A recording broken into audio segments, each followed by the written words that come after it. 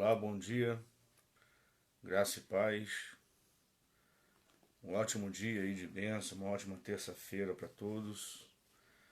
Conforme combinado, estamos aqui às 6 da manhã para dar prosseguimento aí à nossa imersão no livro de Provérbios. O tema é Aprendendo Prosperidade com Salomão em Provérbios. Hoje é o segundo dia, começamos ontem, e aí a ideia é cada capítulo de Provérbios a gente retirar pelo menos uma chave espiritual, uma direção, um princípio bíblico sobre prosperidade.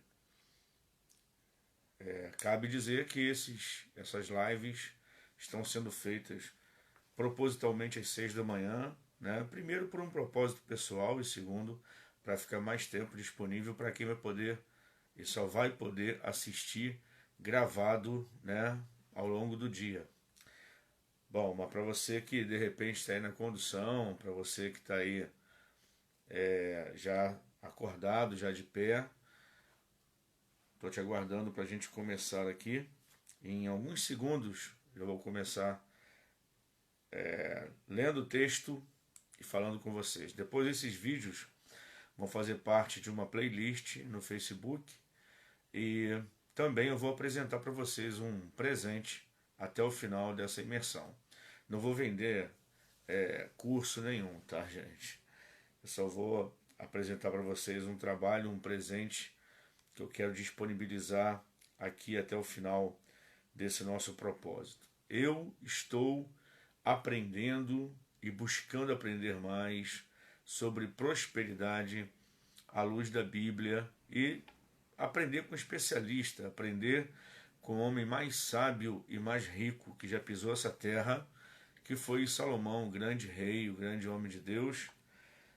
E é para isso que nós estamos aqui e é isso que nós vamos fazer agora, ok? Dando mais alguns segundos aí, para ver se tem algum corajoso de plantão, mas de qualquer forma vamos ler já já o capítulo 2.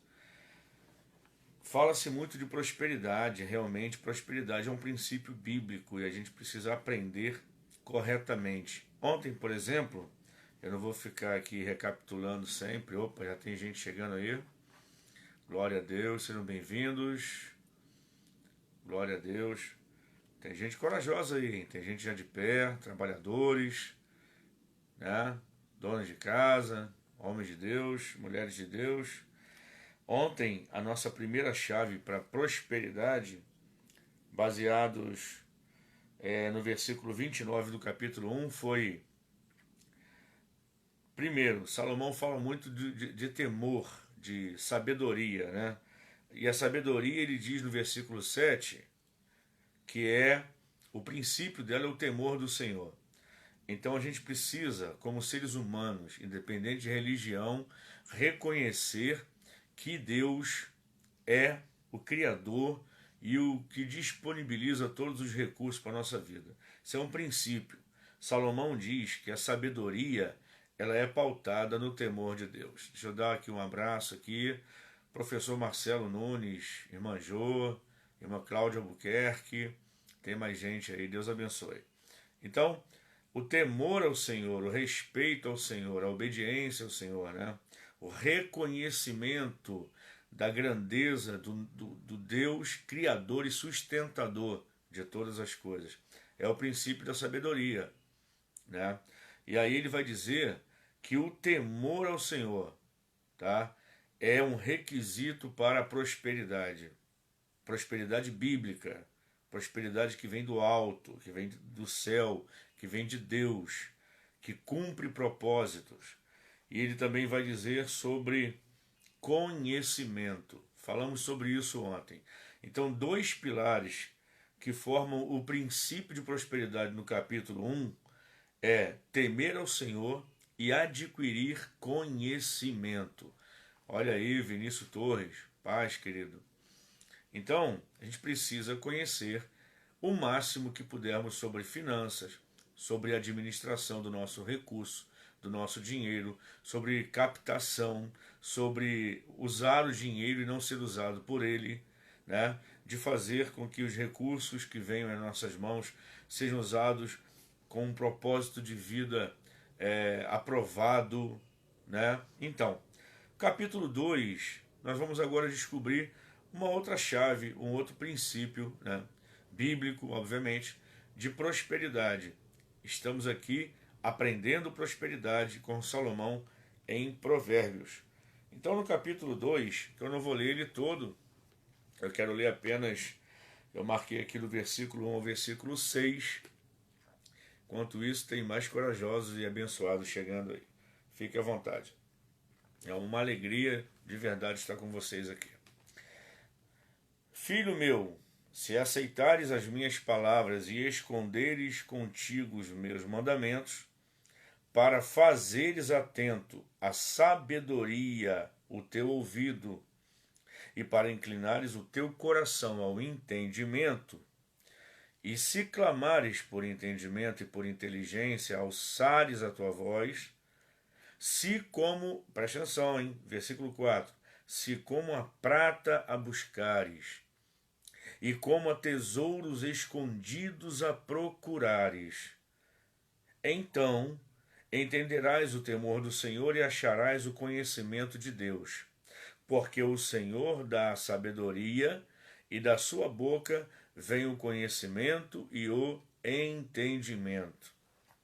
Já quero antecipar que para mim fica claro, lendo todo o restante do capítulo 2, que a chave do capítulo 2 de Provérbios para a prosperidade, segundo as palavras do grande sábio Salomão, está no versículo 4. Se como a prata a buscares, e como a tesouros escondidos a procurares. E também no versículo 9. Então entenderás justiça, juízo, equidade e todas as boas veredas, ou seja, todos os bons caminhos. No capítulo 2, Salomão divide conosco dois princípios importantíssimos de prosperidade. Você sabe que Salomão foi o homem que pediu a Deus sabedoria para governar Israel, e Deus respondeu a ele, dando não apenas sabedoria, mas todo o resto. Salomão foi o homem mais rico que já existiu sobre a terra. Estou falando de riqueza, de bens mesmo, tá? De recursos. Essa imersão não é para ensinar você o caminho da riqueza, o caminho de ter muito dinheiro. Isso vai depender muito de vários fatores, né?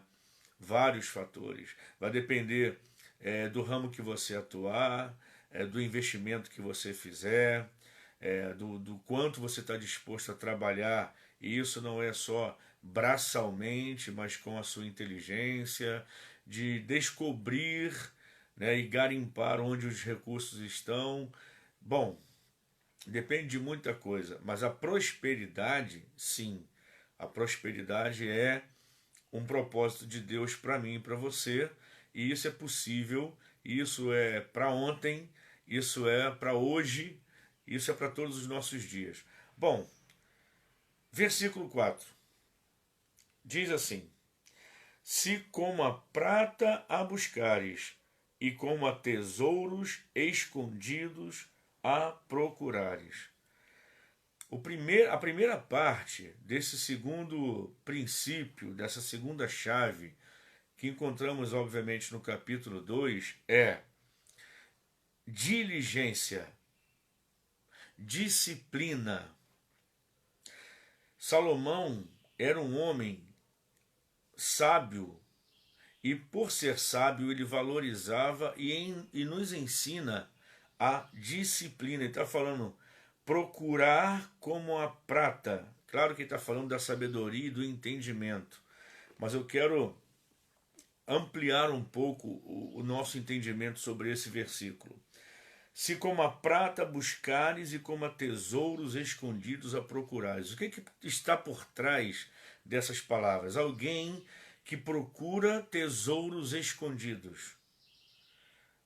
Alguém que corre atrás da prata pura, depurada, refinada, purificada. Alguém que se aplica alguém que é diligente, alguém que é disciplinado. Falando sobre finanças, muitas vezes falta na nossa vida a disciplina. Falta em nossa vida o esforço contínuo para fazer o que precisa ser feito. Parece muito simples, mas se não fosse muito importante, Salomão não ia falar sobre isso. O que seria disciplina no uso do nosso dinheiro? É o contrário do desperdício. É o contrário. Gente, nós somos a geração do desperdício, né? Nós somos a geração que, por mais que a gente ouve que os recursos naturais, vários deles não são renováveis, a gente está queimando. A gente está jogando fora o tempo todo. Energia elétrica, água potável, alimentos, né? Tudo bem que os alimentos podem ser não renováveis, mas o Brasil ele bate recorde de grãos, né? Eu estava assistindo uma reportagem há um tempo atrás mostrando os armazéns do governo. Isso já tem 2 governos atrás, tá? Já tem alguns anos. E ali um armazém enorme, enorme do governo, estocando grãos, estocando arroz, arroz. Pra você ter uma ideia, como o preço não chegaram num acordo que os produtores queriam sobre o preço do arroz, o armazém inteiro mofou, inteiro. Pra você ter uma ideia da dimensão, aquela quantidade de arroz que foi perdido abastecia o estado de São Paulo inteiro por 5 dias. Então você imagina, nós somos a geração que desperdiça. Por exemplo, de coisas simples como escovar os dentes com a torneira aberta, esbanjando água, jogando água fora. Ontem eu estava vendo um pequeno vídeo mostrando algumas práticas inteligentes dos japoneses. É, Existe uma pia, um lavatório acoplado ao vaso sanitário em vários estabelecimentos e casas do Japão, né, dos japoneses, em que a água que se escova o dente, que se lava o rosto, que se lava as mãos, ela é reutilizada para descarga, né? Então, assim, por que isso? Porque lá eles não têm muito recurso natural, não. Eles têm que usar, otimizar espaço, otimizar alimento, otimizar água. Então, disciplina começa com práticas assim, com práticas simples. Eu não estou com fome. O que normalmente se vê nas casas, né? Frita-se um bife inteiro para uma criança e ela não come, metade do bife vai para o lixo. E a gente sabe exatamente hoje como que está o quilo da carne, por exemplo. Por que não guardar aquele bife para a próxima refeição? E coisas assim que demonstram o valor que as coisas realmente têm para nós. São coisas simples que mudam, que podem mudar a nossa vida em relação ao dinheiro. Por exemplo, na maioria das vezes, o desperdício do dinheiro ele vai em pequenas coisas que são compradas o tempo todo, são supérfluas e desnecessárias. Verdade. São dinheiro jogado fora, sabe? São pequenas coisas que a gente vai comprando por vício, tá? E no final do mês isso dá um montante absurdo. Eu não sou muito a favor de partir para agressão, partir para assim, vamos resolver logo de uma vez, vamos cortar gastos. Tem gastos que você não precisa cortar, mas você pode otimizar. É diferente. Negociar com a operadora um pacote mais econômico da sua internet. E às vezes você pode se surpreender como eu me surpreendi. Eu vou falar até de valores aqui. Há pouco tempo atrás eu falei, pô, eu tô com uma internet de 30 mega aqui em casa, pagando R$ 120. Isso tem um ano mais ou menos. Eu pagava R$ 120 por 30 mega. E a gente no dia a dia, pensando em outras coisas, nem presta atenção nisso. Depois eu falei, não, tem alguma coisa errada.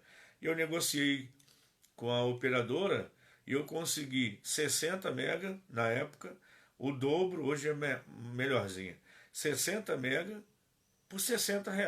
Eu dobrei a capacidade de internet pela metade do valor que eu pagava, negociando com a operadora. Eu não precisei cortar a minha internet, foi só negociar. Negociação de dívidas, de juros e outras coisas. A gente precisa ser disciplinado. Eu aprendi com a minha mãe, por exemplo. É claro que na época eu era adolescente, não sabia a importância real disso e desperdiçava e achava que a minha mãe estava jogando muito pesado. E olha que a tarifa de energia na minha infância era muito mais barata que hoje. Mas sair do cômodo deixando luz acesa, minha mãe ia lá e apagava. E eu falava, mãe, pelo amor de Deus, eu vou voltar para aí. Eu falei, quando você voltar, você acende de novo. Mas é lógico. Minha mãe estava coberta de razão. Ah, eu estou na cozinha preparando alguma coisa para comer e a televisão está ligada na sala. E aí, não, não desliga não, porque eu estou ouvindo. Mas a televisão não é para ouvir, é para assistir, né? Quer ouvir, põe uma música enquanto você está cozinhando. Então, no celular, que a internet já está paga, vai sair barato. Salomão está falando sobre buscar algo diligentemente e ter disciplina, ter insistência. Você e eu precisamos, hoje em dia, usar a inteligência com o nosso consumo, usar a inteligência com os nossos recursos. De repente, você, por exemplo, pode ter uma linha telefônica fixa na sua casa e ninguém quase mais usa isso. Aí você fala assim, mas são só 25, R$ 30 por mês. Isso não vai resolver a minha vida. Não, não vai resolver. Mas R$ 30 por mês são R$ 360 em dezembro, durante o ano todo. E esse dinheirinho você pode pegar a sua esposa e ir para um rodízio e comemorar o final de ano com ela com o dinheiro que você estava desperdiçando na linha fixa que você não usa mais em casa. Mais do que isso, falar também um pouco de disciplina, de olhar com cuidado minhas receitas e despesas e ver o que, que eu posso cortar, o que eu preciso cortar de fato, o que eu posso otimizar, no exemplo que eu te dei aqui. E outra, procure hoje trabalhar muito mais com a inteligência do que com os braços. Eu sei que não estou menosprezando nenhum tipo de trabalho que é honroso e tudo mais, mas às vezes você pode estar fazendo algo que está tirando tempo que você poderia estar empreendendo outra coisa. E falando de empreendedorismo, eu lembro aqui do professor Marcelo Nunes, não sei se ele está conosco ainda aqui, né? Que é um empreendedor e é um professor sobre empreendedorismo. É um assunto que a gente precisa entender, precisa. O brasileiro é um empreendedor, sim, empreendedor nato. Mas a maioria das empresas que se abrem no Brasil se fecha antes de completar 2 anos. Então não adianta ser um empreendedor que não sabe fazer um plano de negócios. Não adianta ser um empreendedor e investir em algo que ninguém mais quer, que não interessa a ninguém, que não tem saída. Entende? Então, a disciplina, tá, também tem a ver com a gente hoje em dia acordar para a realidade. Focar naquilo que a gente gosta, mas também naquilo que vai dar retorno, porque ninguém quer trabalhar de graça. Não estou falando sobre uma busca desenfreada e cega do vil metal, do dinheiro acima de tudo. Claro que não. Mas também a gente não está aqui para perder energia, para perder tempo, para perder dinheiro e para focar em coisas que não vão dar retorno. Então tenha disciplina em olhar para a sua vocação, para a sua aptidão, para os seus talentos, para aquilo que você pode empreender para ser, de repente, para gerar uma segunda renda, uma renda complementar, ou até ser a sua renda principal. Às vezes você está gastando energia e tempo em algo que não está resolvendo para você, porque existem profissões hoje clássicas e tradicionais que pagam muito mal, muito mal. Mas se você se especializar em outra coisa, ou mesmo dentro desse ramo procurar saber exatamente a atividade que está sendo mais procurada e mais valorizada, isso é uma atitude de inteligência. Isso tem a ver com o versículo 4, que é buscar tesouros escondidos. Isso é disciplina, uma disciplina inteligente, uma disciplina que te faz investigar o melhor caminho, a melhor opção.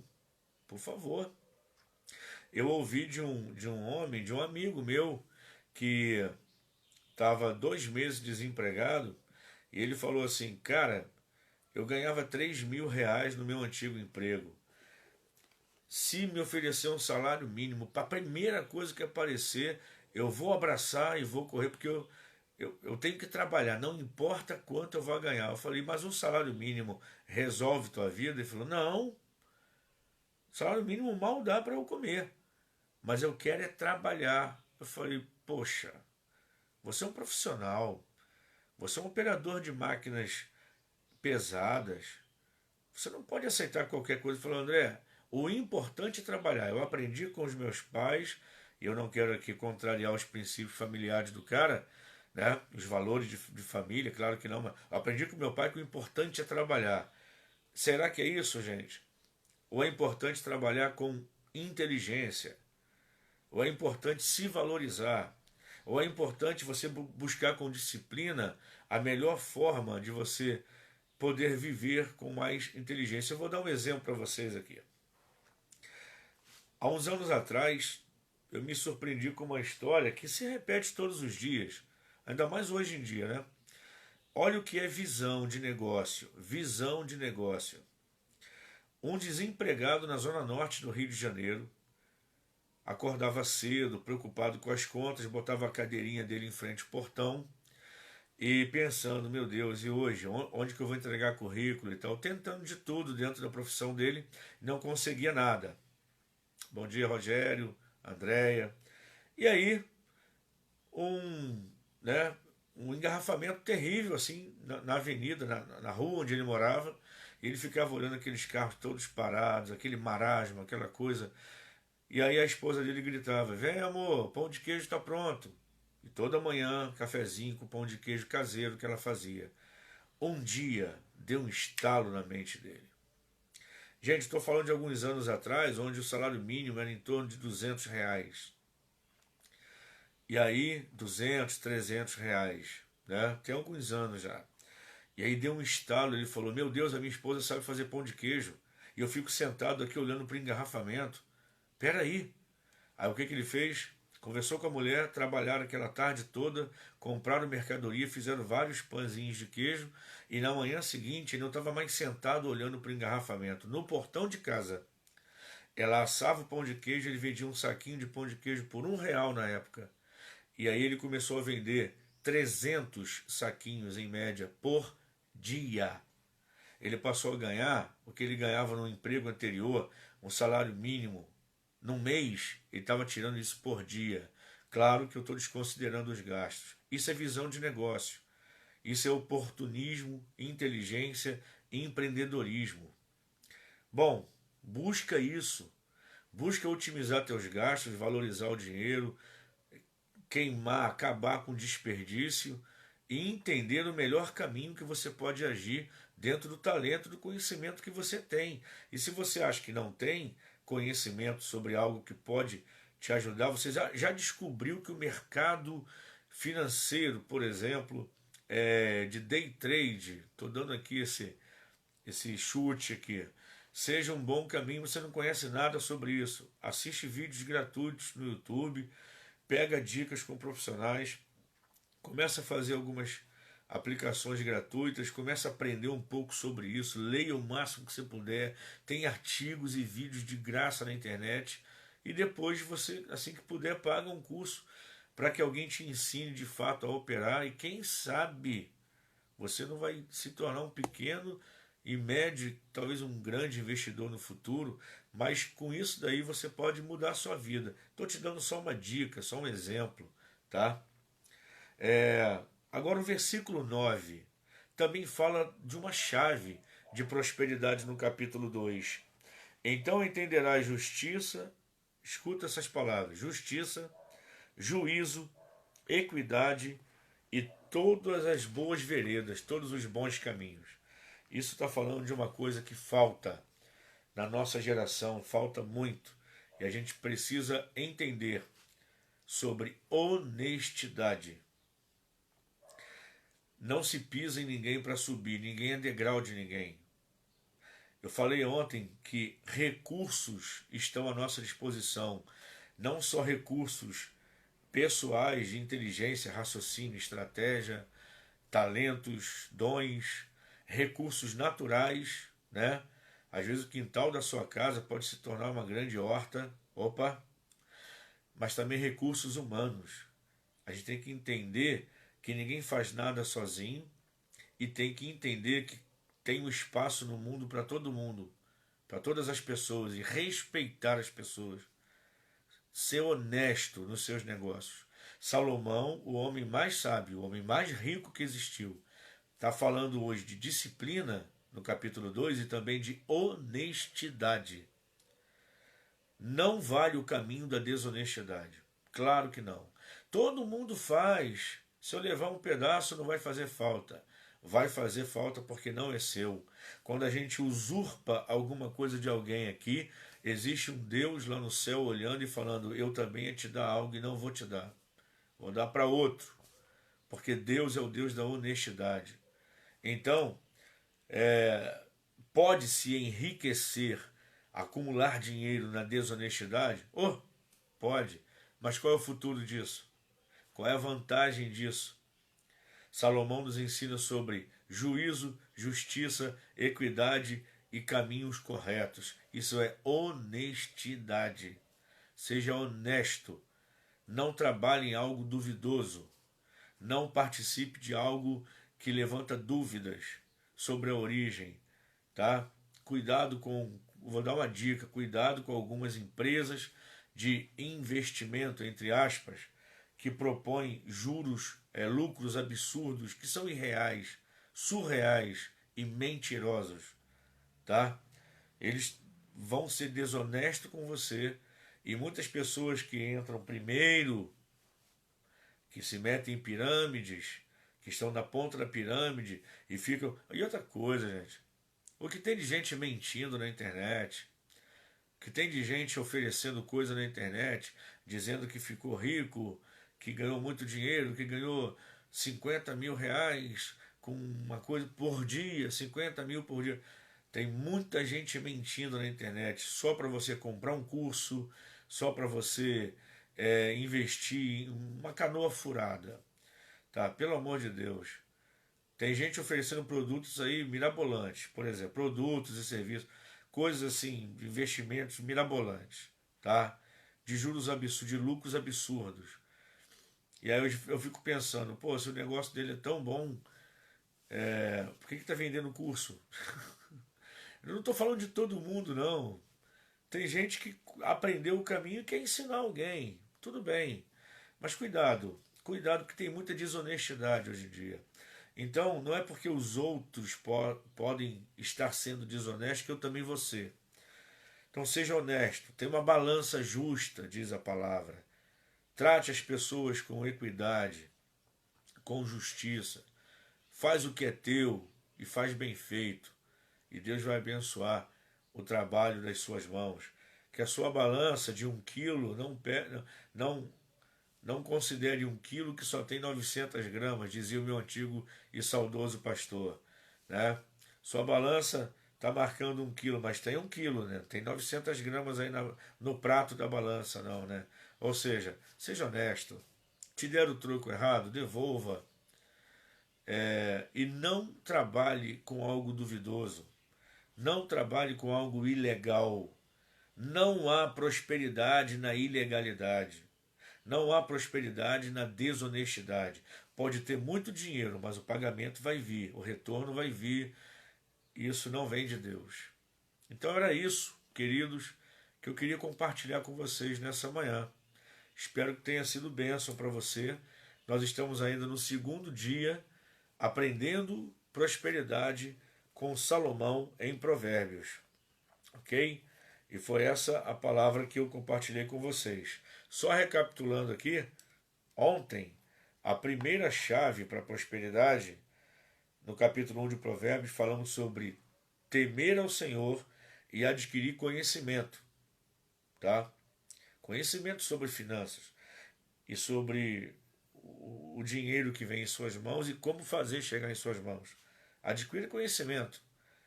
Conheça o máximo que você puder sobre isso. Segundo, hoje, no segundo dia, capítulo 2, a chave para a prosperidade, nos versículos 4 e 9 é ter disciplina e ser honesto. Amanhã, vamos ver o que Salomão nos reserva aqui no capítulo 3 de Provérbios. Por enquanto, que Deus abençoe tua vida, que você tenha uma terça-feira super abençoada e, se puder, compartilhe esse vídeo com alguém e amanhã às 6 da manhã estaremos juntos aqui com a permissão de Deus no capítulo 3 de Provérbios. Beijo no coração, que Deus te dê um dia super abençoado. Amém?